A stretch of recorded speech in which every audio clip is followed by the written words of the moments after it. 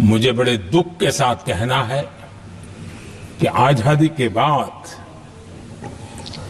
एक तरफ संविधान निर्माताओं के दिल दिमाग में एकता थी, लेकिन आजादी के बाद विकृत मानसिकता के कारण या स्वार्थवश अगर सबसे बड़ा प्रहार हुआ तो देश की एकता के मूल भाव पर प्रहार हुआ। विविधता में एकता, ये भारत की विशेषता रही है।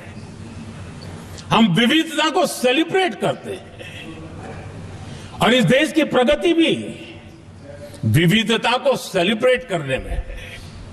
लेकिन गुलामी की मानसिकता में पाने वाले लोगों ने, और जिनके लिए हिंदुस्तान 1947 में ही पैदा हुआ, ये जो धारणा बननी थी, उनके लिए वो विविधता में विरोधाभास ढूंढते रहे। इतना ही नहीं, विविधता के इस अमूल्य खजाना है हमारा, उसको सेलिब्रेट करने के बजाय उस विविधता में ऐसे जहरीले बीज बोने के प्रयास करते रहे ताकि देश की एकता को चोट पहुंचे। आदरणीय सभापति जी, हमें विविधता का उत्सव हमारे जीवन का अंग बनाना होगा और वही बाबा साहब आंबेडकर को सच्ची श्रद्धांजलि होगी। आदरणीय सभापति जी, मैं संविधान के प्रकाश में ही मेरी बातों को रखना चाहता हूं और इसलिए अगर आप हमारी नीतियों को देखेंगे, पिछले 10 साल देश की जनता ने हमें जो सेवा करने का मौका दिया है, हमारी निर्णयों की प्रक्रिया को देखेंगे तो भारत की एकता को मजबूती देने का निरंतर हम प्रयास करते रहे हैं। आर्टिकल 370 देश की एकता में रुकावट बना पड़ा था, दीवार बना पड़ा था। देश की एकता हमारी प्राथमिकता थी, जो कि हमारी संविधान की भावना थी, और इसलिए धारा 370 को हमने जमीन पर काट दिया, क्योंकि देश की एकता हमारी प्राथमिकता है। आदरणीय सभापति जी, इस इतने बड़े विशाल देश में अगर आर्थिक रूप से हमें आगे बढ़ना है, हमारी व्यवस्थाओं को और विश्व को भी निवेश के लिए आना है, तो भारत में अनुकूल व्यवस्थाएं चाहिए। और उसी में से हमारे देश में एक लंबे अरसे तक जीएसटी को लेकर के चर्चा चलती रही। मैं समझता हूं इकोनॉमिक यूनिटी के लिए जीएसटी ने बहुत बड़ी भूमिका अदा की है। उस समय पहले की सरकार का भी कुछ योगदान है। वर्तमान समय में हमको इसको आगे बढ़ाने का अवसर मिला और हमने इसको किया, और वो भी वन नेशन वन टैक्स उस भूमिका को आगे बढ़ा रहा है। आदरणीय सभापति जी, हमारे देश में राशन कार्ड गरीब के लिए बहुत बड़ी मूल्यवान दस्तावेज रहा है, लेकिन गरीब अगर एक राज्य से दूसरे राज्य जाता था तो गरीब कुछ भी उसके प्राप्त करने का हकदार नहीं बनता था। इतना बड़ा देश पर उसका किसी भी कोने में जाए उसका उतना ही अधिकार है। एकता के उस भाव को मजबूत करने के लिए हमने one nation one ration card की बात को मजबूत।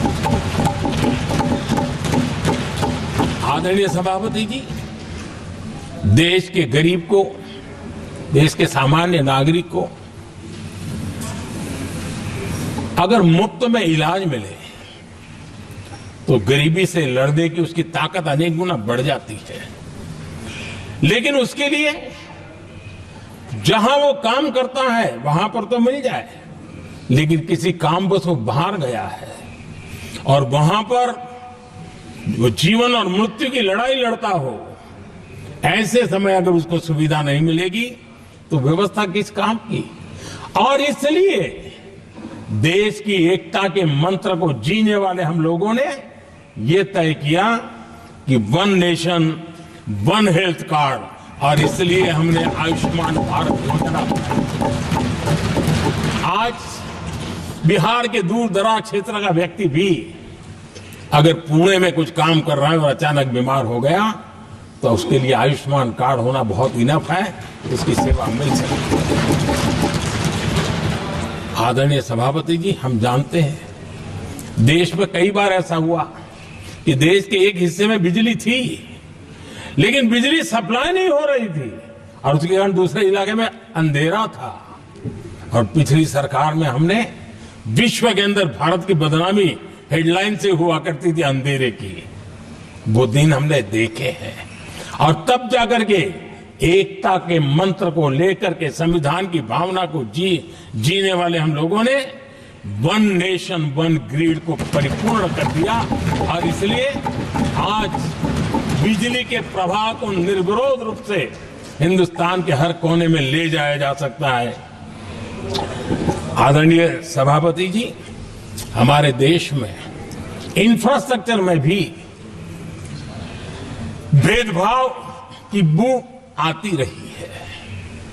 हमने उसे मिटा करके देश की एकता को ध्यान में रखते हुए, एक संतुलित विकास को ध्यान में रखते हुए हमने उस भेदभाव, उस भावना को खत्म करके एकता को मजबूत किया। हमने नॉर्थ ईस्ट हो या जम्मू कश्मीर हो, हिमालय की गोद के इलाके हो या रेगिस्तान के सटे हुए इलाके हो, हमने पूरी तरह इंफ्रास्ट्रक्चर को एक सामर्थ्य देने का प्रयास किया है ताकि एकता के भाव को अभाव में से कारण कोई दूरी पैदा न हो, उसमें से बदलने का हमने काम किया। आदरणीय सभापति जी, युग बदल चुका है और हम नहीं चाहते हैं कि डिजिटल के क्षेत्र में हैव्स एंड हैव्स नॉट की स्थिति बन जाए। देश के लिए समान रूप से, और इसलिए दुनिया के अंदर बड़े गर्व के साथ हम कहते हैं कि भारत का जो डिजिटल इंडिया की जो सक्सेस स्टोरी है उसका एक कारण है हमने टेक्नोलॉजी को डेमोक्रेटाइज करने का प्रयास किया है। और उसी का भाग है ये हमारे संविधान निर्माताओं ने हमें दिशा दिखाई है कि हमने ऑप्टिकल फाइबर हिंदुस्तान की हर पंचायतों तक ले जाने का प्रयास किया है ताकि भारत की एकता को मजबूती देने में हमें ताकत मिले। आदरणीय सभापति जी, हमारा संविधान की अपेक्षा है एकता की, और इसी को ध्यान में रखते हुए हमने मातृभाषा के महात्म्य को स्वीकारा है। मातृभाषा को दबा करके हम देश के जनमानस को संस्कारित नहीं कर सकते, और इसलिए हमने न्यू एजुकेशन पॉलिसी में भी मातृभाषा को बहुत बल दिया है। और अब मेरे देश का गरीब का बच्चा भी मातृभाषा में डॉक्टर इंजीनियर बन सकता है, क्योंकि हमारा संविधान सबसे पीछे है, उनकी सबसे दरकार करने का हमें आदेश देता है।